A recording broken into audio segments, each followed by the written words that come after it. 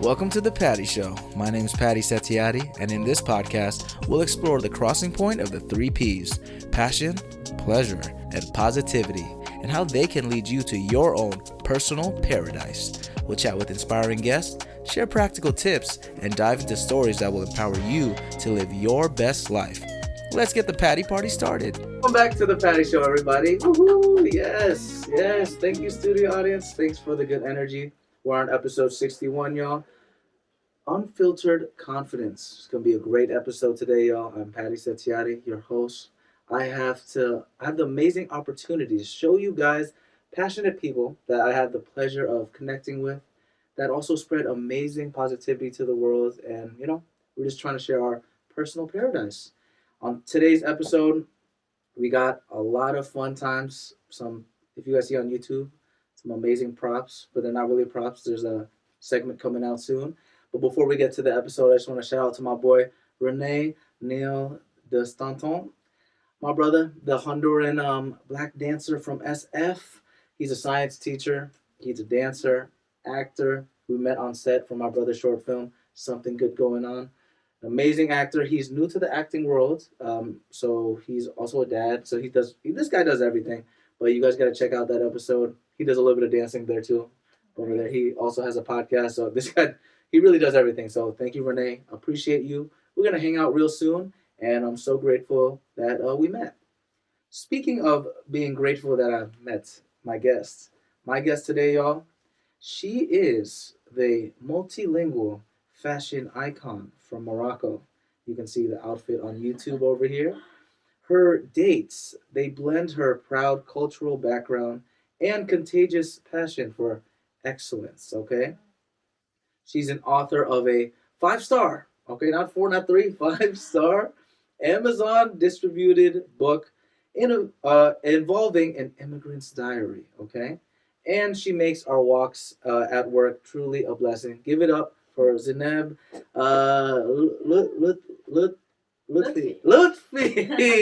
See, I still can never get it right. But Zineb, thanks for coming to the Patty Show. Thank you so much, Patty, for having me. I'm excited to be here. We're so grateful to have you. Could you give everyone a little self-introduction of yourself, background, hobbies, passions, and, of course, how we know each other?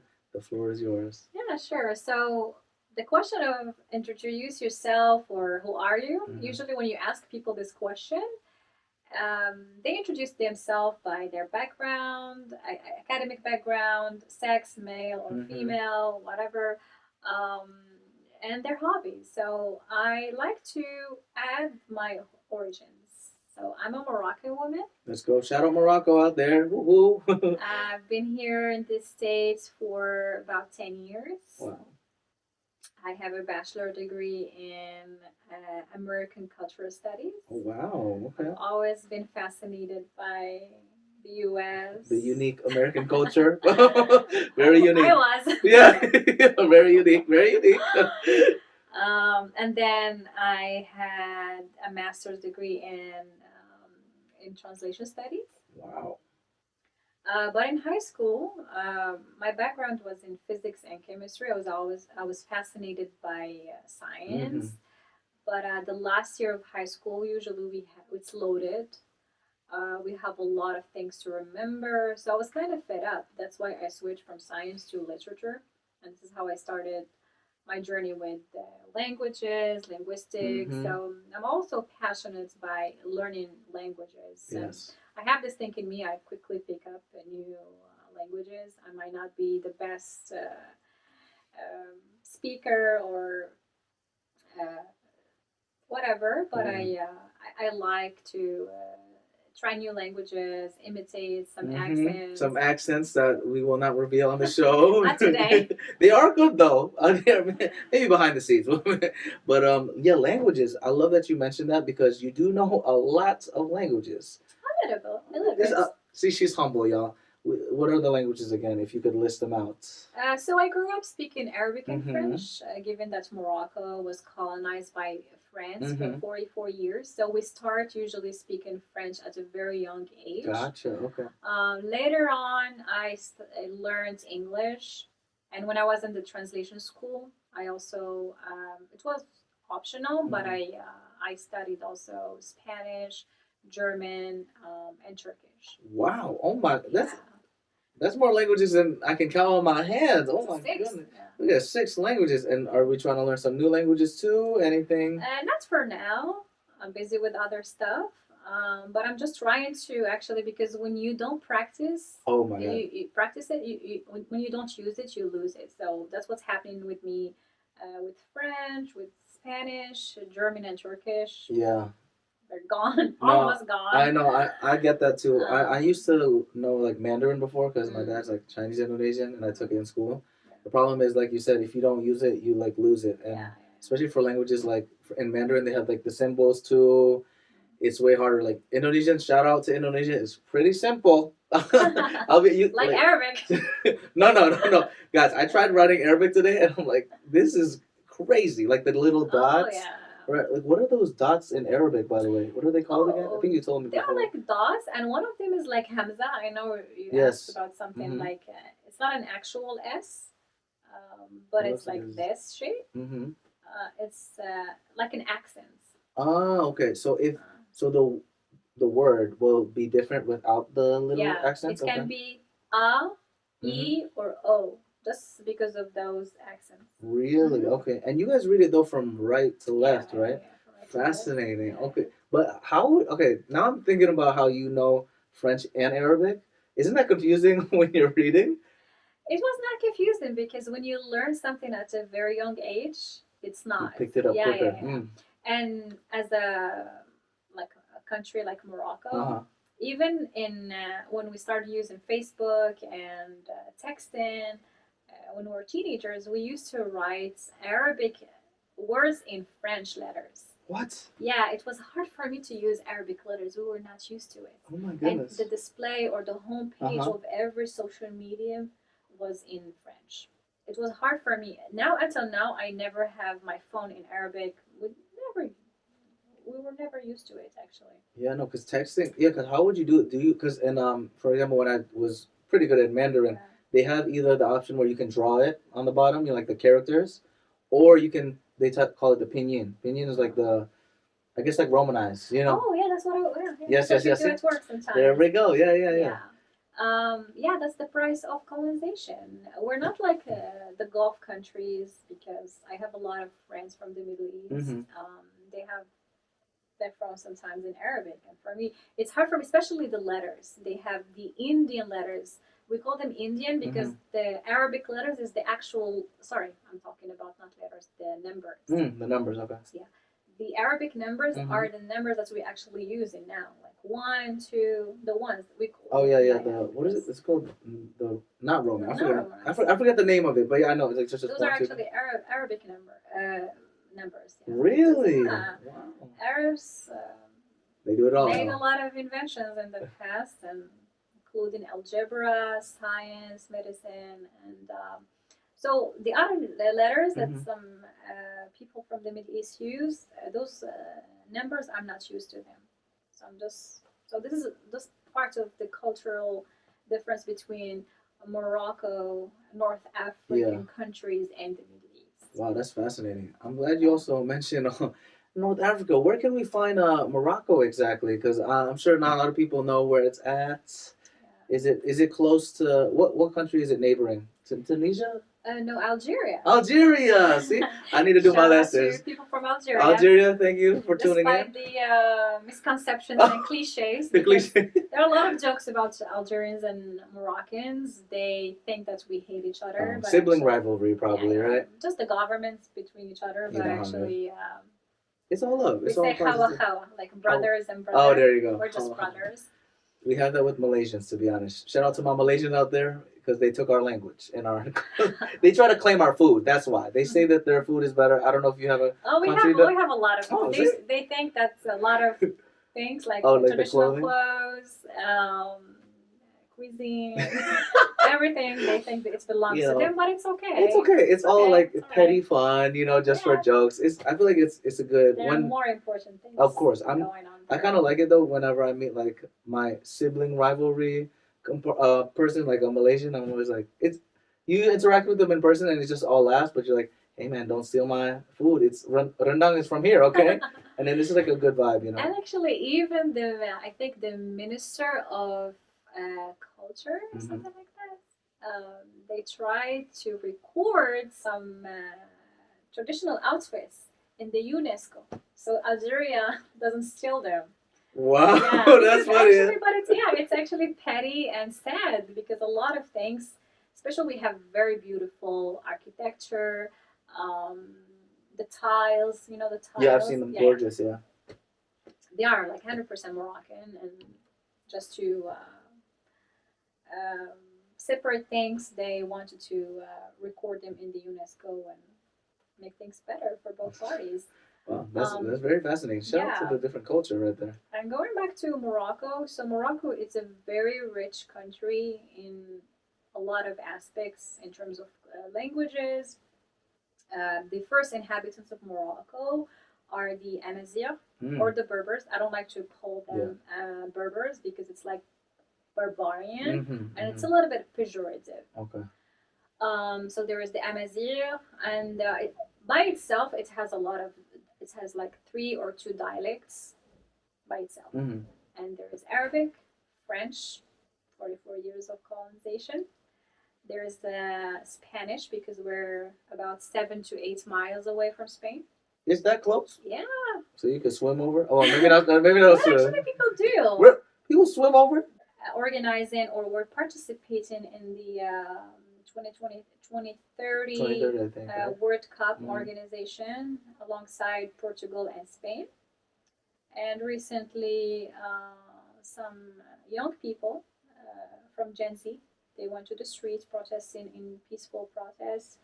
Wow, no, that's crazy. Yeah, that's sad, yeah, I know. I know you showed me some of the videos and all the stuff that's happening. Yeah. It's insane. But there is some positivity because there was this funny video with the, what are they? It's like the kids are in like the jungle or something. Yeah, they said actually it's funny. I'm not sure if they're gonna do that or not, but it's a petty thing. Yeah. They want to dress up like people from the jungle, like covered in primitive. leaves, and if the Western press or media ask them about their opinion about the World Cup or whatever, they want to show up like that, showing that hey, we don't have anything.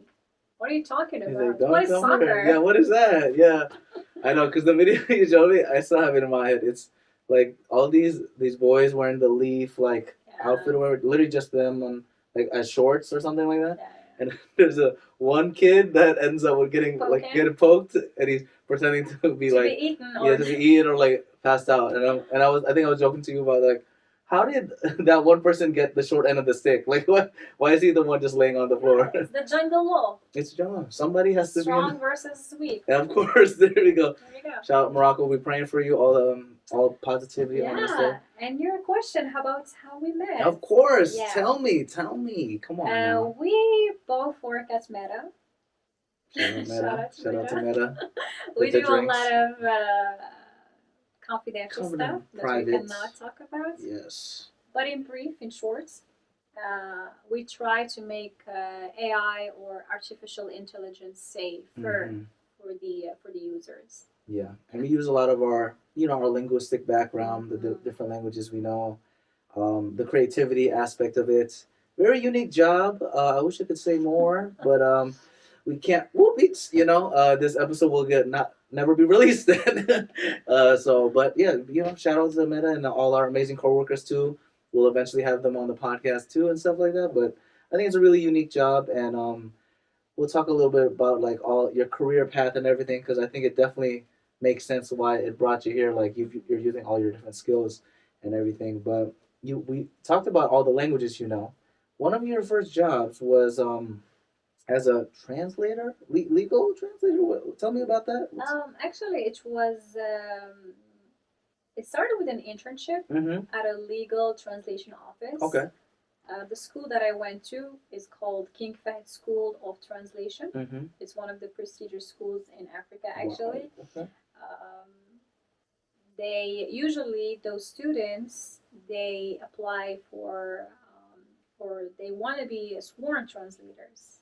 They make an oath and they become legal translators. So I worked in one of those offices where I was helping the legal translator in some documents.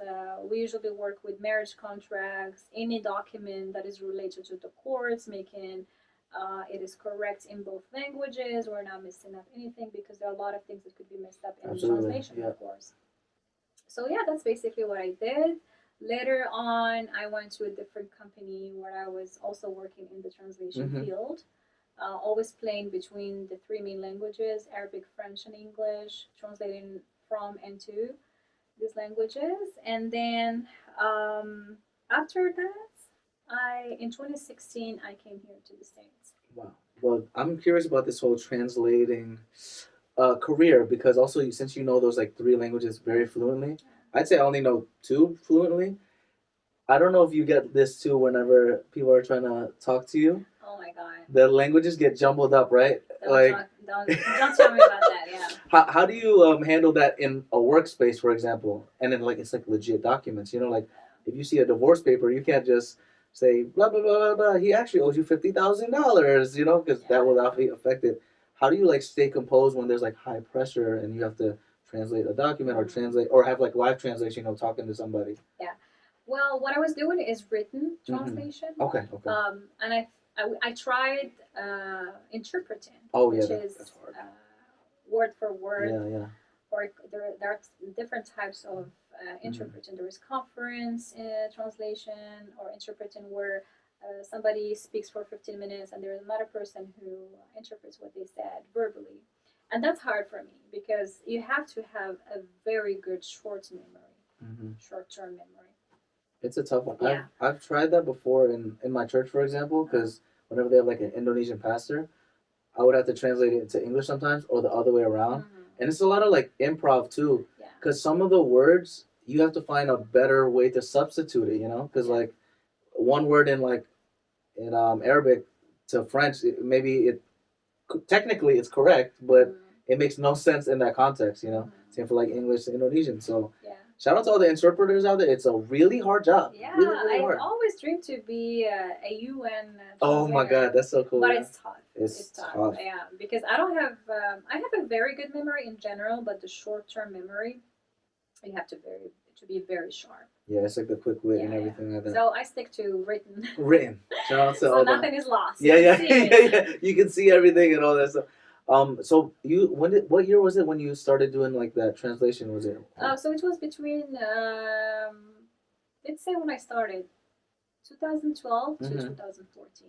How was the technology like back then, compared to like now? Was it still like online or did you do any like handwritten translations? No, it's handwritten. Yeah? Yeah, handwritten. Oh my god. In school, in school. But for the legal translation offices or the translation company, usually there is a form or a template for different contracts and documents, and you just change the client's name.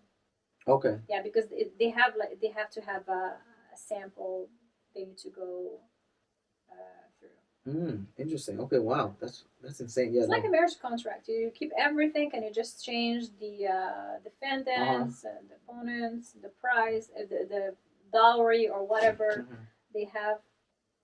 Anything legal, you just need to change the names, and you keep the contracts as is, and just update it. Wow, so, that's some hard work. And there is actually, I remember there is a software called Trados. I'm not sure if they still use it now. Okay.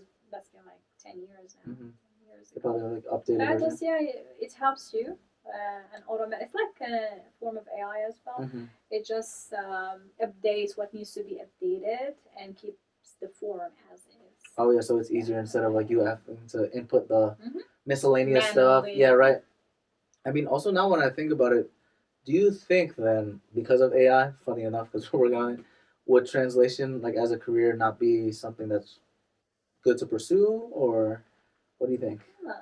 Well, actually, even though there is AI, there are some jobs that cannot be replaced. You cannot go to a conference and wait for an AI to translate in front of a crowd or in the UN. So this is how I was thinking. Despite the presence of AI or not, we still need humans. I think the human connection it's an important thing. It's more important, especially in communication. You Absolutely. cannot talk about machines. And we heard a lot of stories about people using ChatGPT and Scary. different models. Mm-hmm. It gets really scary, and fortunately, actually, people have become more aware Mm-hmm. of the dangers of using Yeah. machine learning and artificial intelligence. Yeah, it's sad. I mean, we've seen those like articles, like some people like like Yeah. commit suicide or like other stuff like that. Mm. And yeah, no, it's a crazy world we're living, and Yeah. it's constantly evolving.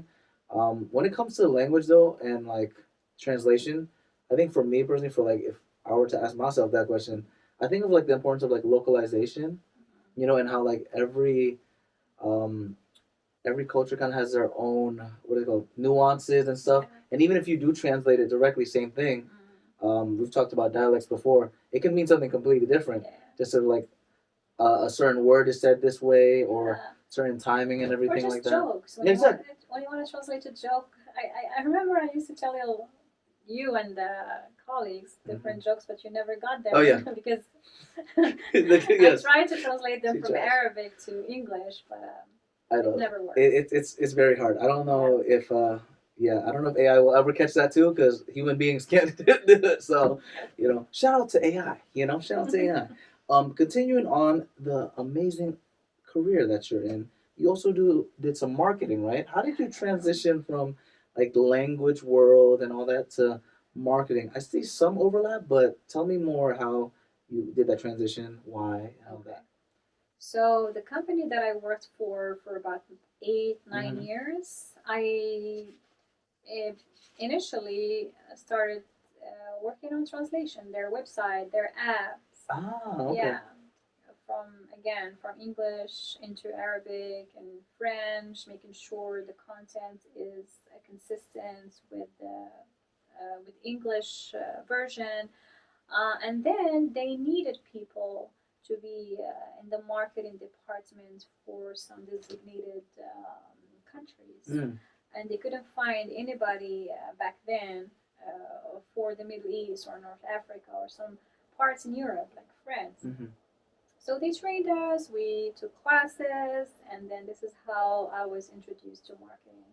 So we learned a lot about ads and different platforms, Facebook, Google, small social media platforms like Twitter, Snapchat, and then I was involved in a strategy, how to make market research, how to make a good strategy to bring new customers, and so on and so forth. So I become a marketing manager later on. Wow. As the experience was gained.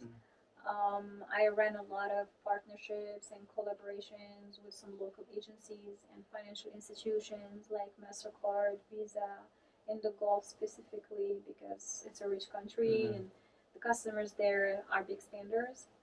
I even introduced this company or this brand to Morocco because um, initially they did not want to be there because there was a lot of scams. So I convinced them. I did the market research. We did a trial, and then we saw a lot of sales there. So that's later on we went all in, and we generated a lot of sales, and yeah, that made me happy. And it was actually a good 7 years there until the last year or the last 2 years when management has changed. That's when the environment has become a little bit toxic, and I knew I was gonna be laid off, and then yeah, I got laid off, and it was a little bit sad at the beginning, but this sadness turned into a blessing. Wow, I love that perspective shift right there, and also this is a testament to your like resourcefulness. Like you started off as just translating, just watching from behind, maybe like saying, "Oh, what's this whole marketing world?" And they're like, "Oh, we kind of need somebody," and you're like, "I'm ready." Learn all that stuff, and then become marketing manager. Obviously, sorry that stuff didn't turn out well, but like you said, it's all a blessing in life. It's all about perspective. I feel like, obviously, in the heat of the moment, I'm sure anybody would feel like, man, it's like a relationship heartbroken. You're like, man, why you break up with me like that? But I'm glad you used that opportunity, and then you pivoted to more business mindset, right over there. Tell me more about that. venture, that first one, the candles. Yeah, but before that, um, I never knew that I'm a creative person because, as far as I remember, I've always been a student, later on full-time employee, and never had the time to sit with myself, or even here in the U.S. I've been here for 10 years. There are a lot of areas that I haven't discovered because of lack of time and being somebody's. I don't want to say slave, but technically, yeah. You being a corporate slave, working 9 to 5, and forgetting about your life, your long-term goals, absolutely, your health. Um, so, first thing when I was laid off, I learned there is no loyalty with corporate. So I was thinking about pivoting into something that will benefit me at the end of the day. Um, I started finishing a book that I started a long time ago. I started writing it in 2017, and then I finished it. I started working on it when I had a lot of time in front of me. So the book is called An Immigrant's Diaries, from Shattered Dreams to Soaring Hope. Wow. It's a fiction based on a true story, or true stories of many immigrants, women here in the U.S. When I go to the mosque or to events of Arabs or immigrants in general, I hear a lot of stories, a lot of sad stories, especially about women who came here fighting for a better future for themselves or for their kids. Yeah, family sacrifice. Yeah, and they go through a lot of obstacles, language barrier, the culture shock, the leaving a whole family back home. Absolutely. Like my case at the beginning, because I'm very close to my mom and dad and brother, and then it was hard for me to adapt, even though I did not have a problem with the language. I didn't have a problem with looking for a job or paying bills, but still, my one leg was here and the other leg was in Morocco. I couldn't fit in any place anymore, honestly. And this is the price that immigrants people pay. Absolutely. Yeah. It's you guys gotta check out the book. It's on Amazon and Kindle. I'm gonna eventually try to read it all because, especially like you're highlighting the immigrant stories of women. Shout out to my mom. Love you so much. She's someone that like I really look up to a lot. You know, raising 6 kids with my dad, not knowing the language, working like night shifts at a factory. I remember she was working there from like I say like 10 p.m. to 8 in the morning, and then dropping us off at school while she was pregnant. And yeah, she's a fighter, man. And also my dad too. Just all the immigrants out there, you guys are inspiring. That's why we're trying to, like I said, make the money for the family. But yeah, I remember a lot of times my mom would just, she would be so tired. Like you could see from the eyes, and I'm a little kid, like maybe like 12, 13. I didn't fully realize how hard she was working. She would just like still pack us our lunch, our food, everything like that, while doing it with a smile, even when we're like worrying about video games and all that stuff. Like I said, 6 kids, and I remember going back to Indonesia maybe 3 or 4 years ago, first time when I was like finally grown after college, and us talking through it all, it got me emotional, and I'm just so grateful I got to connect with her on that level and then give her my appreciation and her love. And she would tell me more stories about like all the craziness and like unfortunately some discrimination growing up because we moved around a lot, some different neighborhoods, the white neighborhoods, but also even like the more diverse neighborhoods. There's always some form of like negativity out there. So we're just grateful for also all the people that supported us during that, and those stories need to be shared more. That's why me and my brother made that short film for our dad, and we're just trying to let people know that even though we're all different, we're more connected than we think. Doesn't matter if you're from Morocco. Doesn't matter if you're from Algeria. Doesn't matter if you're from Malaysia, Indonesia. We're all siblings in a way, and it's all positivity, all love. Thanks for writing the book. I gotta check it out, eventually. Yeah. The protagonist's name is Laila. Laila, okay. Why I picked this name? Because my grandpa wanted to give me this name. May he rest in peace. So the protagonist comes from an Arab country. I did not define from where. But they're vague. Yeah, I just want to keep it vague. No backlashes or anything from readers. She faced a lot of obstacles by herself, and then with her daughter struggling to pay rent, and then she makes something out of herself. Mm. She becomes a very successful woman. Wow, independent. We love that. Yeah, and actually, in moments of hopelessness, Uh-huh. when I needed inspiration, even though I wrote it, but actually, it gives you an inspiration. Yeah, that everything is possible amidst struggles, obstacles. You can make it. If there is always a will, there is a way. There's always a will. There's a way. That's that entrepreneurial mindset right there. That man. That's inspiring. I really got to read it now. You guys got to check it out on Kindle. Or you can find it on Kindle, Yeah. Amazon, hard copy, all that stuff. Support. We even had a Moroccan influencer promote it, right? Or Yeah, I never knew that until somebody told me about it. There is actually a popular woman within the Moroccan community here in the US. She's based in New York. I don't know her. She reached out to me and she told me she bought the book and she actually posted it on her social Yeah. media. She has a lot of followers. That's And she awesome. was just proud to read Yeah. it. And yeah, I'm really grateful for all the people who read it or who Shout out to you bought it. guys. Thank you so much. Yeah, that's amazing. I think I think she posted on Amazon like a picture of her with the book. So that's so wholesome. Yeah, maybe. Gotta support the people out there that are working hard and all that stuff. After that venture though, when did you start doing like the whole candle stuff? Yeah. So actually, it was before I was laid off because I Okay. knew that things was gonna Wow. gonna go south. Okay. So I started making candles. I tried to opt for healthy ingredients. I was using soy wax at the beginning, fragrance, and then I switched to essential oils. But then I watched this episode from A Diary of a CEO. There you see him. Yeah. Steve Bartlett. He hosted a woman who is a toxicologist. Okay. She studies toxins and what's harmful for yourself and The what's not. impact of it. Yeah. And she talks a lot. She talked a lot about candles and the impacts of fumes, especially on women. It's messed up. It's messed up. They messed up their hormones and mood and everything. So it just rubbed me the wrong way, and I refrained making candles, and I switched to a healthier version, which is stuffed dates. Yes, right here. Inspired from my Moroccan culture. Yes. Actually, I'm not sure if I told you before, but dates in general are a symbol of hospitality, sweetness.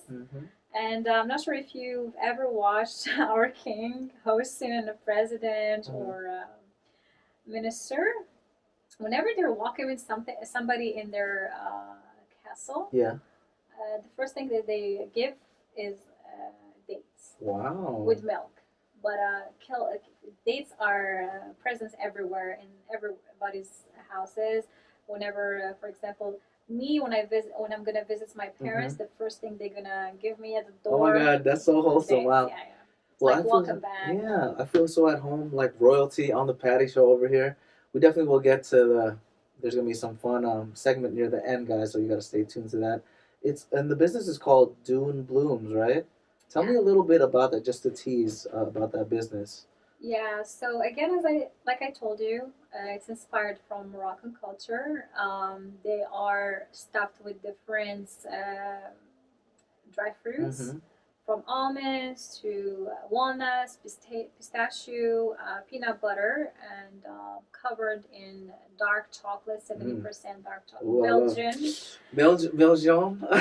Is that how you say it in French or Belgium? Belge. Okay, sure. I'm learning, guys.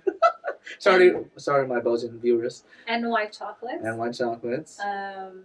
And topped with different dry fruits and rose petals. Yeah, they look amazing. And that's how the name come from. So Dune is the Sahara dunes. That's where the dates are from.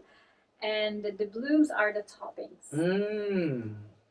Flowers and stuff there. I'm really excited to check that out. Dried raspberry. I know everything looks amazing. I love also like there's the healthy component of it too. Like I have a big sweet tooth personally, so to try that, but also the fact that I know it's gonna make me feel better than if I ate like a candy bar, Yeah.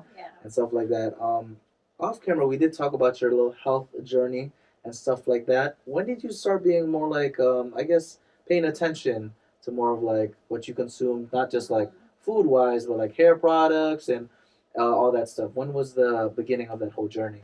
I would say sometime around when I watched that podcast. Mm.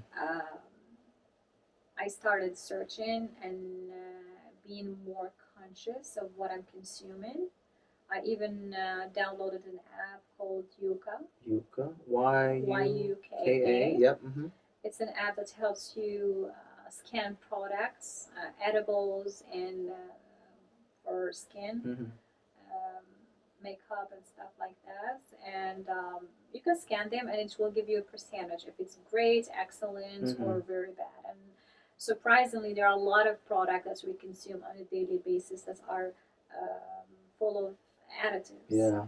And that's very harmful for your body and for hormones, Yeah. especially for a woman.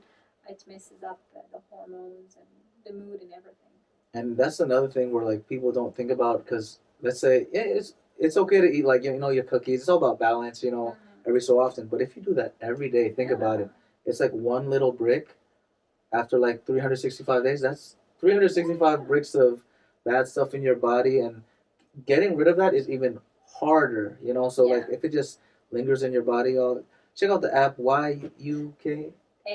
Not sponsored just yet, but maybe it will be. Yeah, even the water that we drink, there are some waters that are less than 80%. Really? Yeah. Oh my God. To find that out. You would think water would be the easiest one to not get wrong. There are a lot of additives, potassium, and also the containers, right? Like the plastic, right? You were talking. Yeah, I remember. Yeah. That's insane though. Like, so for that, how do you like get better at recognizing if something's good or bad besides like the app? Because I'm sure now you can kind of tell. Is there a way for like random people to look at products and see like, hey, this is not good for me? I would just say color. Anything that is too much color. Oh, like the dyes, right? Yeah. Anything crazy? Like if it looks pink. The chips, the candies, even ice cream. Anything. But I love ice cream though. Yeah. Sad day. But it's okay. We have our dates, so at least I can compensate with the sweetness. So this is a healthier version. Yes. I like sweets, but not too much sweets. This is the best option. Yeah, not the American sweets. Yeah. It's a little too much. This is actually one of the reasons I wanted to make something that I enjoy, that I'm gonna eat, that I know it's healthy and beneficial for me and for others. And that's why I started making these. Wow. And to have a business that you actually believe in and not be like, the business person that's like, hey, give me all the money, Like if you sold lollipops, it's super cheap, you'll make a lot of money, but do you really believe in it? Probably not. And this is actually part of my mission and vision for this brand, is to provide healthier sweets for people in general. That's awesome. And also, the cool thing about dates, actually, I feel like it's such an underrated food item in general. Not many people know about it, really. I feel like maybe now it's getting more trendy, but that's just because of social media. But I honestly, the first time I ever had a date was when I moved to Indonesia in 7th grade, actually. Oh, wow. So imagine like 12 years of my life, I didn't really eat it. I knew about like raisins, prunes, right? And I see this because in Indonesia, there's so many like Muslim brothers and sisters out there. Assalamualaikum, you know what I'm saying? And I was learning so many different things about the culture. They had a lot of dates too all the time, especially during Ramadan. Absolutely. That was my favorite season because I used to eat so many of them. I wasn't fasting, but they were so good. And they get addicting though. So it also feels good, and it's one of those things where like if I like, for example, I love ice cream, but if I eat like a whole tub of ice cream, it tastes good in the beginning. The next day, and it does not feel good. Yeah. Dates, even if I did overeat, quote unquote, I still feel pretty good, to be honest, the next day. So shout out to the dates. I'm excited to get to that segment eventually, but let's continue on the show. We got some fun questions to ask for you. Thanks for sharing all your stuff. Let's talk about passion today, owning your voice. Okay, my first question: how do you coach yourself to stay authentic? authenticity? That's a very good question. Well, in a world full of fake things, fake people, a materialistic world, um, we often forget ourselves and what we truly want, and we stay away from authenticity. So the question that I keep asking myself is, whatever I'm doing, am I doing it for myself or for others? And if the question is for myself, yeah, that's good. Keep doing that. But if I come to the conclusion that I'm doing this for someone X or Y, I try to remind myself that being true and being authentic is better than being perfect just to please other people. So this is how I keep teaching myself. I have to, of course, we make mistakes. Absolutely. Um, we sometimes we go away from Our values. values and what we believe in. But this is a tip or a trick that I do sometimes, and it keeps me stay true to myself. I love that. I think I'm personally a people pleaser. I'm sure you can. She knows me. I'm a people pleaser. Maybe because I like to talk to people, be social, have a lot of siblings, all that stuff. And I've had times where I really have to catch myself, and like you mentioned, kind of, it sounds like you have to be selfish, but honestly, it's really important to really take care of yourself because you can't pour onto others if your cup is empty. True. So you need to fill up your cup in whatever capacity that is. Like, if for example I have this big podcast episode and I'm not doing something for myself, whether it's like go for a walk or play a sport, like I've been loving playing soccer again, I know I'm not gonna give my best energy to whatever activity, to whatever person, and also like with social media too. I think there's so much pressure for us to always show our best thing for everybody. Sometimes it's good to turn off the camera, shoop, and just do what you want to do. Read a book, write a book, whatever it is that gives you joy. Stay with yourself without any social media or without your phone. Yeah. You get recharged quickly compared to just staying on the couch and doom scrolling, right? Is that what they call it? Yeah, you're just like, it just keeps sucking out your energy. I know. On and on. Absolutely, especially with TikTok, how fast it is. Like, oh my god, I've been back on TikTok, but I'm doing more like creating content for fitness, which you can find at Patty Setiati Fitness. Looking for a personal trainer, I'm there. But I feel so fulfilled, like sharing tips over there and actually like making the content instead of like doom scrolling and looking at all the other stuff. Of course, I look for inspiration, trying to find the viral stuff. That's a tip for all my creators out there. But at a certain point, I remember this was like maybe a year ago. I remember exactly one. I think it was like one straight hour. I'm like a robot, and then like I don't feel present. It's also all. Addictive. It is. If you don't catch yourself on that, you're just gonna keep wasting many away. Hours. Yeah, and we also, work at a social media company. We know how algorithms work. They're there to like get your attention. Attention, I think I forgot where, probably Diary of a CEO of the podcast, but it's one of the like biggest assets now. Attention. It's not even money. It's literally the attention, and our attention span is just getting smaller and smaller and smaller. It's unfortunately, that's most of us do right now. If you don't be committed to your own goals and be consistent and disciplined. Discipline is the key. Absolutely. If you set up something, you have to keep your promise to whatever you're doing. I mean, it's like with the dates and everything. If someone's like, "Oh, I need an order tomorrow," you're not gonna just like go with the flow and be like, "Oh, maybe should I do it later?" Obviously, sometimes it's hard. Or deliver it in a month later. So that's a little inside joke. Deliver it in a month, But it also depends on the person, But like, yes, you just if you're saying, let's say, I want to work out because I want to do a marathon, you can't just. Maybe once in a while, you skip it because of something, or it happens. Like we're talking about the habits, it all stacks. One thing isn't going to kill it, but the thing that kills it is the consistency, whether good or bad. If it's like you said, always consuming like the carcinogenic stuff, one time, whatever, it happens. 2 times, 3 times, imagine 50 times. That's it. It's over. It's wraps. But it's also a good thing for like stacking the good stuff. Like I'm sure your first order, right? It was like, wow, this is so fun. I only have the dates. Second, oh my goodness, third, fourth, fifth. And speaking of the first order, I launched the business a year ago. Oh my, November congratulations! is the company or the small business anniversary. Oh my God, that's amazing. I promise you, and I even swear, until now, I've never received a negative feedback. Oh my God, Even my customers, you can, by the way, purchase the dates from my Instagram, or there is a local store called Jackson, Culver City. Okay. This is where I put the dates there. But everyone coming from the store or when I do pop up events, I never received any negative. And I keep actually asking my customers after each order, asking about the taste, the packaging. Yeah. And How can I make it better? Whatever. Yeah. Well, you're very good listening to that with the. Well, I mean, it's the market background, guys.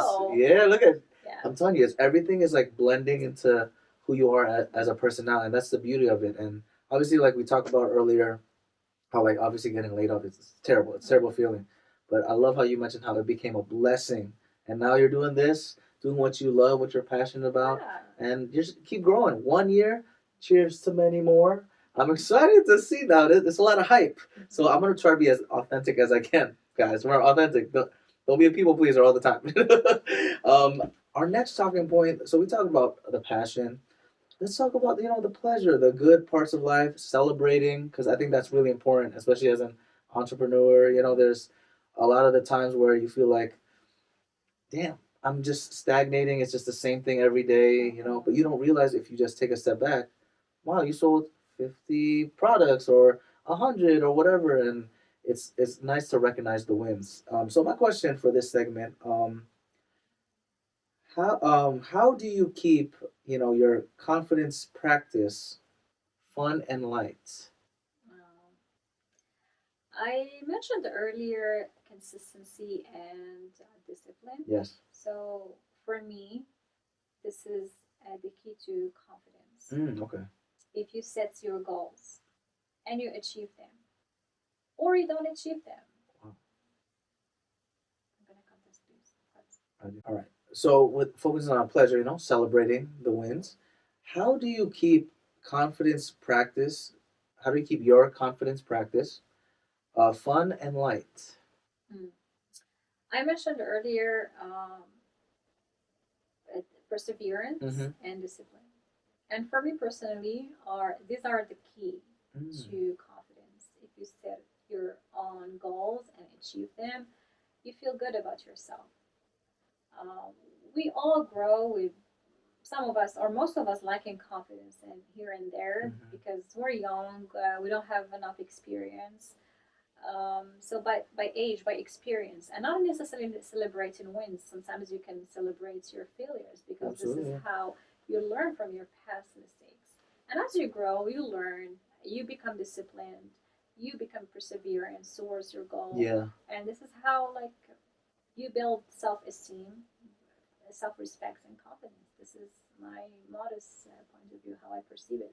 I love that. I love how you mentioned the losses too, because it's very important to also acknowledge the losses without lingering too much. Because when it starts eating away at you, it gets toxic super quick. You're like, oh man, I didn't sell this much. I got fired. I got whatever. But then you mentioned this earlier about the blessing, and I love that pivot because that mindset shift. I'm sure ignited a new energy. Something that's what is it in Indonesian we call it yang baru gitu. Something that's brand new, baru, yeah, BARU, baru, something fresh, and it's kind of like a resurrection. Yeah, and gratitude. Gratitude is a very important key to all of these things. At the end of the day, no matter how your day was, just sit down and write down what the blessings that you have. You may have just one, but just write it down.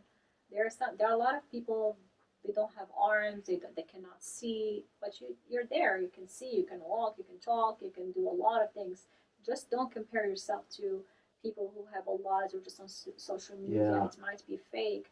A lot of it is fake because it's just a highlight reel, y'all. It's 20 seconds of their day, and it's it's all perfect angles, perfect lighting, all the blah blah blah. Yeah. And we talk about that comparison thing. It can get real toxic real quick, It will not take you anywhere. Yeah, it will not. You just gotta remember, satisfy yourself, be a good person to others, spread positivity, and those losses, take two L's and make a W. Thank you very much. That's how speaking of positivity, I really want to pivot to this talking point about positivity. The daily confidence.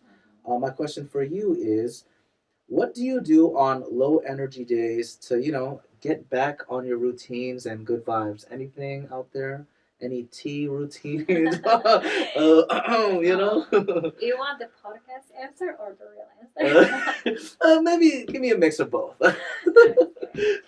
um, so usually what I used to do is just like sit on the couch, sit in front of Netflix for very long hours. But it's enjoyable, it's comfortable. But later on, I start feeling guilty. What am I doing? What did I do and what didn't I do? Um, so how to wind down? I recently started biking, so I enjoy nice. it before sunset. That's awesome. What kind of bike do you have, by the way?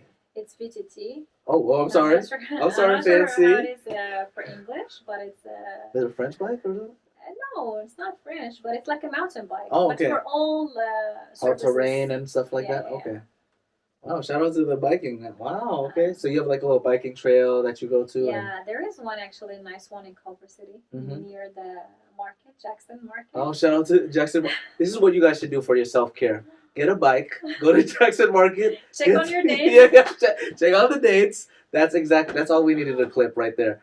That's amazing. So I need to get back to biking because I remember during COVID, I did so much biking again with like a mountain bike too. I think it was my brother's bike that he stopped using, and it just was nice to get the fresh air. And it's something where you can really be focused in the activity because don't use your phone while biking, y'all. I've seen people do that. That's so dangerous. You know? I know that's the older brother right here. That's the older brother talking right here. Come on, kids. Like a grandpa. But some dangerous activities. Yes, that is things. Inside joke. If you know, you know.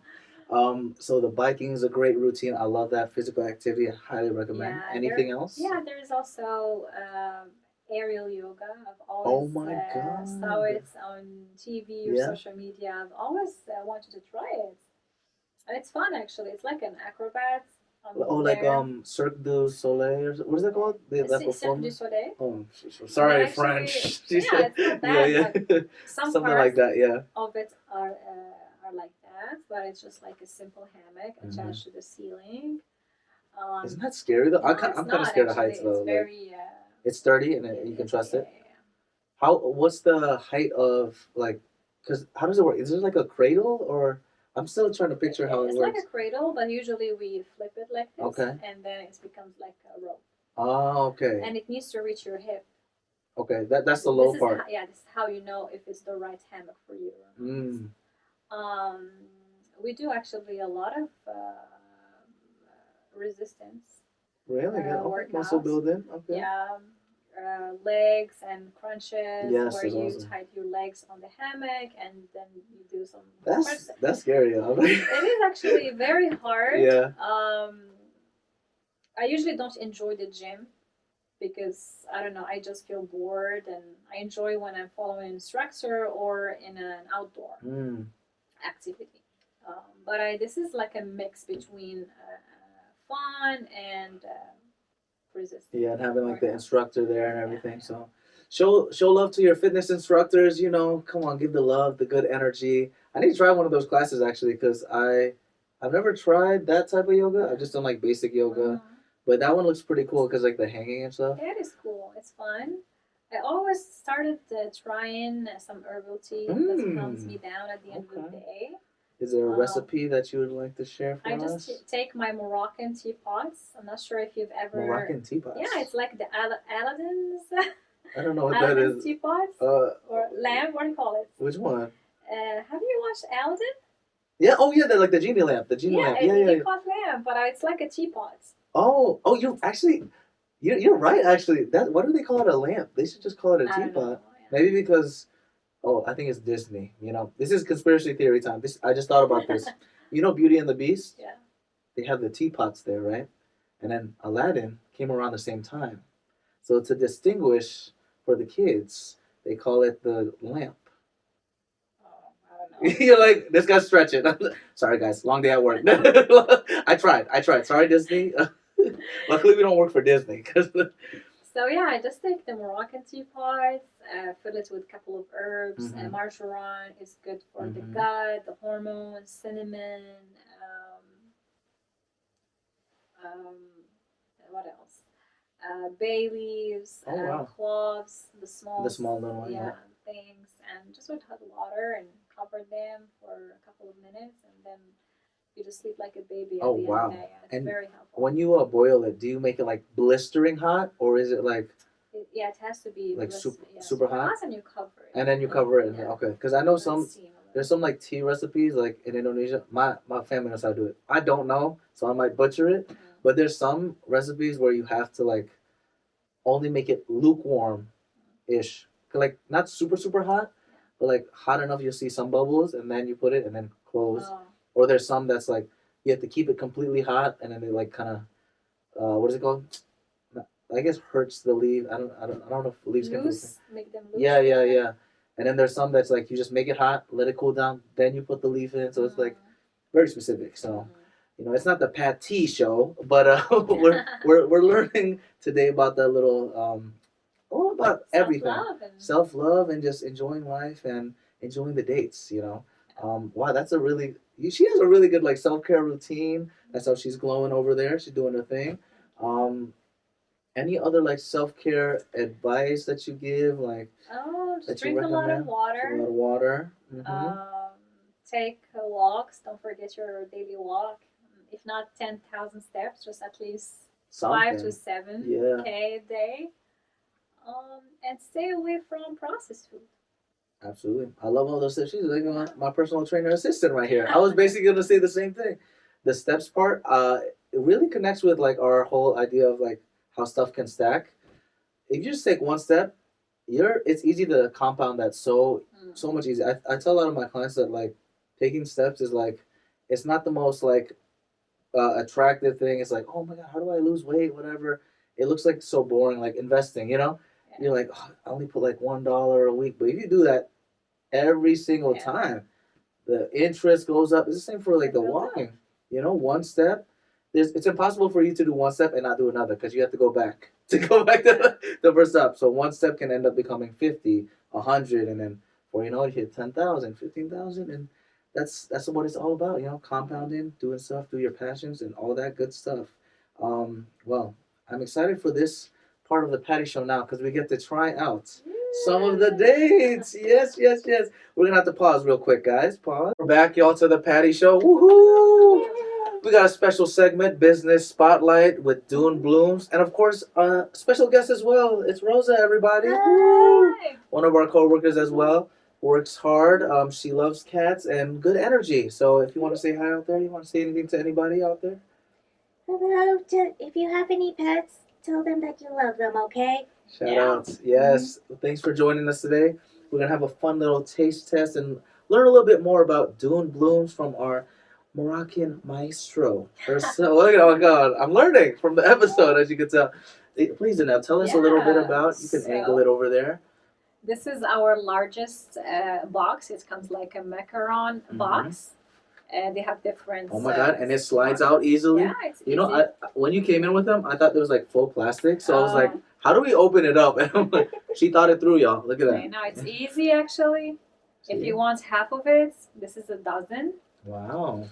And all the products names are inspired from Moroccan cities and history and culture. Awesome. Okay, so I'm going to start with the top selling one.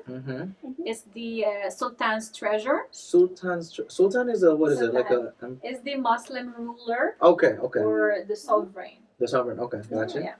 Cool. It's filled with kunafa, pistachio, rum. We got a good day today. We have two of each, so good. You guys can perfect. eat. and dipped in dark chocolate, 70%. 70%. Belgian chocolate. Belgian So chocolate. I usually don't work with less than 70% because I don't want the day to be very sweet. Okay. Mhm. Okay. Have you tried it with a higher percentage, like a really bitter? It like will be more more bitter. bitter? So 70 to 75 is the perfect. the sweet spot you yeah, recommend? yeah, Okay. yeah. Got you. Yeah, so this is the Andalusian, this is the Sultan's treasure. Sultan's treasure. Mhm. Perfect. When you bite it, open it, there is a treasure inside. Oh my God! I love the. That is It's adorable. It sounds like the Dubai chocolate though. Yeah, actually, it's inspired from the Inspired chocolate. from the Oh, Dubai wonderful. chocolate. Yeah. Okay. So one for you and for. Oh, we gonna try it now? Yes. Okay, cheers. Try Okay. it Before Here we going go. to the next one. Let's see. I like this actually. Live reaction. Okay, I'm excited. Cheers. Blessings. Guys, it's gonna be real. We gotta be honest, y'all. Okay. It's crunchy. Mm-hmm. Okay, so one thing that we need to have a cross section of this. Oh my God. Ah. Oh. Alhamdulillah. Oh my God. I started speaking Arabic. That lip. What did you put in this? Magic? Yeah. This is And delicious. the date that I work with is the mashhul dates. Mm. It's more expensive than the other dates, Mhm. and it's very delicious. Mhm. juicy. Wow. Let me see that for you. I'm gonna eat the rest. Yeah. Yeah. That is. Oh my. Mhm. I can't fathom. Medjool. That was amazing. That's called the Sultan's. The Sultan's treasure. Gotcha. Wow. Yeah. Yeah. That It was has definitely a the touch treasure. of the Moroccan sultans Mhm. and a treasure inside. I love it's It's delicious. kunafa and Yeah. pistachio Mhm. paste. That's amazing. So the delicious. kunafa is the crunchy part of Yeah. it, right? So that I'm just going to put it aside and just say that I'm just glad that you put it in the kunafa because kunafa is what makes Dubai chocolate so popular right now Yeah. because everyone's going to think this is a different level of crunch. Yeah. It's not like crunchy Rice Krispies Yeah. or nuts. This is its own league That is of no way. crunch. True. That It's is so why good. it's a treasure because it's its own crunch. Yeah. Wow. Yeah. She, wow, Rosa, she's a wow. You preaching. That's exactly what I was saying in my head. But I just can't find it. It's so good. Delicious crunch. All right. Yeah. And we got the next one now. This one is the Atlas Bliss. Atlas Bliss. Cute name. Atlas is a wide range of mountains in Mhm. North Africa, Morocco, Algeria, and Tunisia, and it represents resilience and strength. Wow. And this is why our Moroccan soccer team is called the Atlas Lions. Oh, shout out to the Oh, Atlas Lions. Come on now. Yeah. And it gets snowy in winter. That's why I Oh my God. decided to White dip it in chocolate. white chocolate instead of black. Wow. So yeah, and topped with rose petals and Cute. pistachio. Rosa petals right there. It's filled with pistachio inside. Oh, I'm Just excited. pistachio, no No chocolate. raisin? So one for you and one for Oh, Rosa. wow, this Rose for Rosa. Rose for Oh, Rosa. wonderful. Cheers. Oh man, I love this episode already. I'm having a fun That time. is so sweet. Okay, I'm trying to be unbiased, y'all, but this is I'm just so too good. tempted to try this one I know, actually. it's so good. But this is one of Mm-hmm. our colleagues' order. Mm. Okay. Wow. This white chocolate. Mhm. What white chocolate did It's you Belgian use? as well. Mm. Do you go to Belgium to get? It's really good. Wow. Yeah, I'm not a big fan of American chocolate. It's too Mhm. sweet. Yeah. very much so. I agree. So this is Mhm. European. It reminds me of back home Mhm. growing up with this kind of chocolate. What I've been liking about it so far is like the sweetness is like that perfect hint of like Yeah. you know it's sweet, but I feel good after like we talked about it earlier in the Mhm. episode, like eating stuff like dates and like more fruit that have that Mhm. sweet component, you don't feel groggy the next day. Yeah. If I eat Ben and Jerry's, which I love, Ben and Jerry's sponsor the Patty Show. The next day, if I eat a pint, my stomach is just not cooperating with me. So this, we appreciate you. It's so delicious, so Mhm. delicious. Yeah, not to mention that it's just the right level of the white chocolate. I think that's the white chocolate that's giving it the right level of creaminess. So Mhm. it just feels so smooth. So Yeah. after the crunch, we have the smooth. Wow, look, it's Oh. okay. Aurora you should be like a celebrity chef or something. I'm learning. I didn't know this about her already. I really I like do. her I like- efforts, Rosa. Yeah, I like cooking. So So that's nice. yeah, in my free time, I watch Binging with Babish. there we go. Oh, he's good. He's good on YouTube. Yeah, that was amazing. Wow.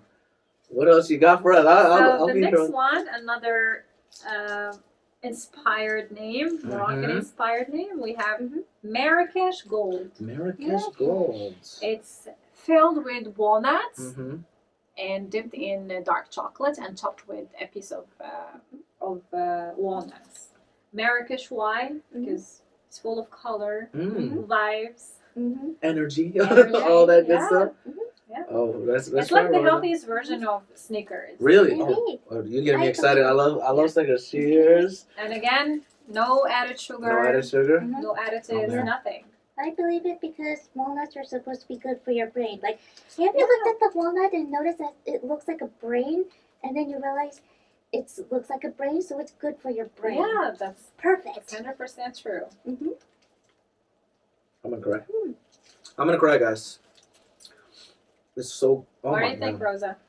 I think that it's also not to mention that after the smooth creaminess of the rose, we now are reintroduced to the subtle, not quite crunch, but subtle, slight nutty mouthfeel of the walnuts. And I just find that the textures are just so interesting, especially since that walnuts, unlike the other nuts, are a lot softer, but not as soft as cashew, but it's its own thing. Yeah. Because, again, the walnut wants us to think for ourselves. True? Yes. Delicious. Yeah. That's all I gotta say. Rosa, you got my words out of my mouth. It's wow. The fact that also you have different themes for it. Yeah. I don't know how you got that creativity, but man, this explains why she's a Again, I'm a proud Moroccan. proud I Moroccan. want to pick another name. There we go. Another one, it's called The Andalusian Dream. Andalusian Dream. It's from the Andalus. Okay. It's filled with walnuts, but this time is topped with white chocolate. Wow. I'm not sure if you know the Andalus. Andalus is the Muslim ruled territory of the for the Iberian Peninsula. Okay. What is called now Spain and Portugal. And if you go there right now, you will find a lot of cities that still has the Moroccan or the Moorish culture, the architecture. Oh, I know. Yeah, especially since like I remember that in Shakespearean time they say that Spain is this very beautiful but strange place that is filled with strange alien architectures where the sun always shines and we have domes that reach the sky, which is very different from the pointed steeples of our old England. And so if it was very different back in Shakespeare's time, and then now when they've still retained and preserved that Moorish architecture, I'm just very happy that they decided to hold on to it despite the I will not go into modern politics, but the current chaos of the present time. Yes. But the fact that Spain still preserves the Moorish architecture is very significant because the Moorish architecture gives it the extra level of identity. Spain is like this whole clash of Catholic, Moorish, and even Jewish architectures. Yeah. So then you need to preserve it all. Yeah, and the Moors did not bring only architecture. They brought science, they brought medicine, they brought also music, the flamenco. Yes. Oh, flamenco. Yeah, really? Yeah. Oh my goodness. It's from the Moors. Wow. Moors are Berbers again, we were talking about that earlier. And also hygiene. Yes, very important. Europeans back in the time, they were not very clean, and Arabs actually they were the first to introduce public baths, or what we call hammam. Oh, wow. Yeah. Yes, well, shout out to y'all. Yes, the baths of Iberia. They are among the most famous architectural highlights over there. Like, even though the baths are no longer like functional, you could still see the architecture and you realize that they planned everything, the engineering, the looks and everything. They even tried to calculate it so that when the sun hits the roof at this point in the sky, the sunlight will shine directly onto the bath right here, which makes it the perfect time to take a bath. Wow. 100%. I'm learning so much. Even the cities in Spain, Granada, actually the origin is an Arabic name, which is Granada. Oh my goodness. Alhambra. Alhambra. It's not the Alhambra here. Alhambra. Oh yeah. Toledo. Toledo, yes. Toledo. And Saragossa. Oh my goodness. Saracusta. Yeah.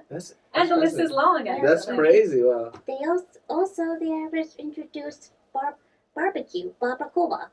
the word barbecue. Oh my goodness! Wow. Yeah, but this one is in French, boussole, which is the compass. Mm-hmm. It's from Arabic, which is bawsala. Interesting. The first ones who invented the compass. Wow. We invented a lot of things, but unfortunately, our libraries were after the Andalusian. A lot of libraries were burned. The books were burned. You know what they say in history? It's usually the history books are written by the winners, you know? Yeah. So it's a lot of lost history out there. But thanks for sharing this. Of course. And this is for you and for Rosa. Thank you. What's this one called again? I forgot. It's so good. The Andalusian Dream. Andalusian Dream. Cheers again. As well as dreams of, even though Alexandria is a completely different city, but I will never forget what happened to the Library of Alexandria. Oh, yeah. That's sad. Oh my god. Yeah, this one is also good. I love walnuts. So yeah, again, all of this are healthy options. I feel inspired. You know, this is just. It's a great day, guys. I'm blessed. Savory a little bit. It's not too sweet. It's the right amount of sugar. I don't like too much sugar personally. That's why this is my go-to. It's perfect too. Like I said, I just feel fresh. I feel good. Like I could honestly eat this right. Thank you. I could honestly eat this right before a soccer game. You know, like I said, I can't eat Ben and Jerry's. Yeah, right? these are good for your workout. Yeah, absolutely. It goes straight to the bloodstream. You know, that's with the Moroccan national team. They're doing great out there. Shout out my boy Akraf Hakimi. Ashraf. Ashraf. I'm sorry, my boy. I'll have you on the Patty Show one day. Yeah, why not? You never know. You know, we'll bring the dates for him. This is the final one? This is before the final one. It's called Casablanca Delight. Oh, Casablanca. I know about that one. The movie is famous, especially like, I know that's mostly focused on the French refugees, but you cannot, but there was just a certain awesome moment where in the scene of Casablanca where the German Nazis are singing a German folk song, but then the main character, Bogart Humphrey, comes in and play La Marseillaise. And they sing the Marseillaise, everyone joins in, and you just feel this strong sense of community and strength, and realizing that, even though we are far away from the war, there's still this sense of community and homeliness that all these French refugees have. The first time I hear about Casablanca movies when I moved to these States. Wow. Yeah. Everybody's asking, have you watched the Casablanca movie? What do you mean? Fortunately, I haven't yet, but I will do for sure. There we go. So this name is inspired from the modern energy and the classic vibes. Okay, I'm interested. What's in it, by the way? It's filled with almonds. Oh, I love the almonds. And then what's on the top right there? Oh, sorry, I haven't introduced. So inside there is almond, dipped in white chocolate and topped with dried freezed raspberry. Dried freeze. Oh, this is gonna be a good one. I'm excited. All healthy, I assure you. I'm excited. Come on, Rose, we're gonna go crazy today. Chin chin. Chin cheers again. Oh man, I love this episode already. Raspberries. They're so cute. They my just God. kind of remind The me little, of little rosebuds.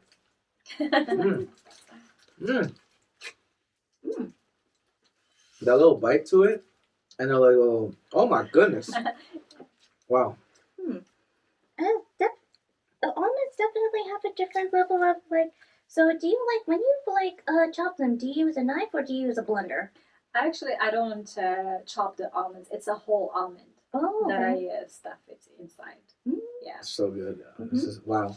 Yeah. And it's savory. Yeah. It has a little oh man. Yeah. Dune Blooms, shout out Dune Blooms. We love you. We appreciate you.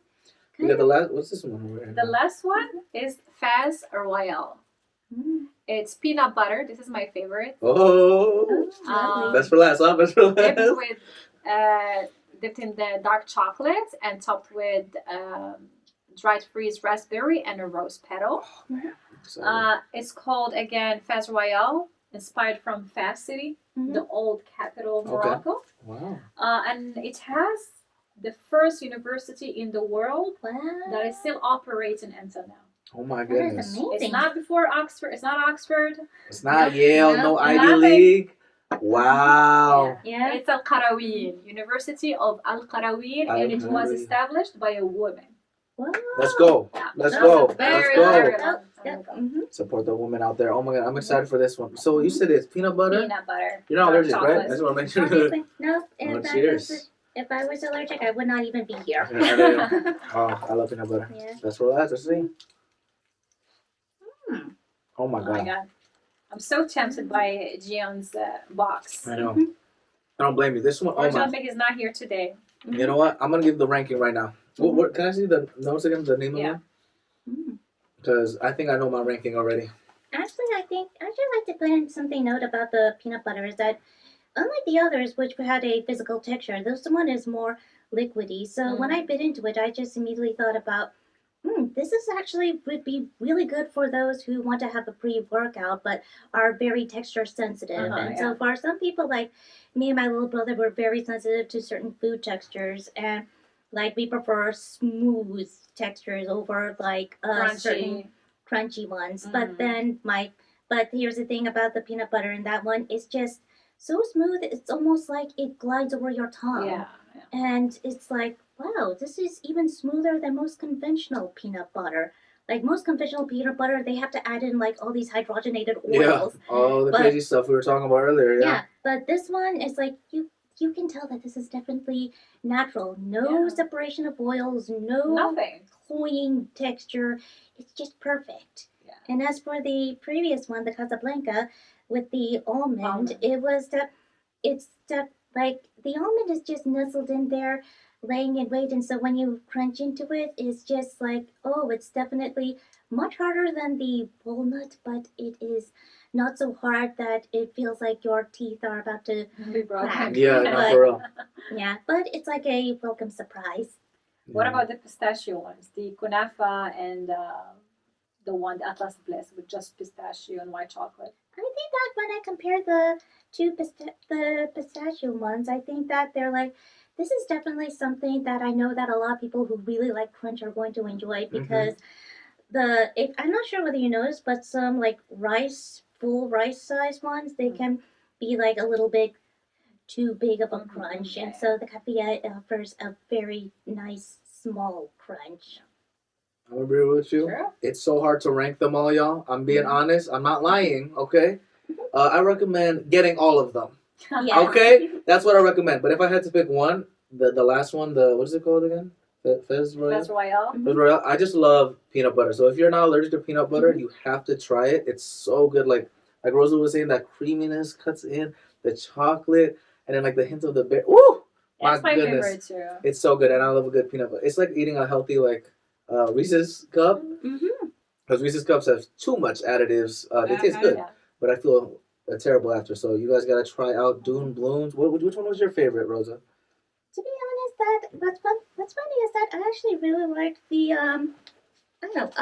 I really liked this one, the Atlas Bliss. Atlas Bliss, because of the fact that it just feels so creamy, and but there is a textural difference, so it doesn't feel like. What about the toppings?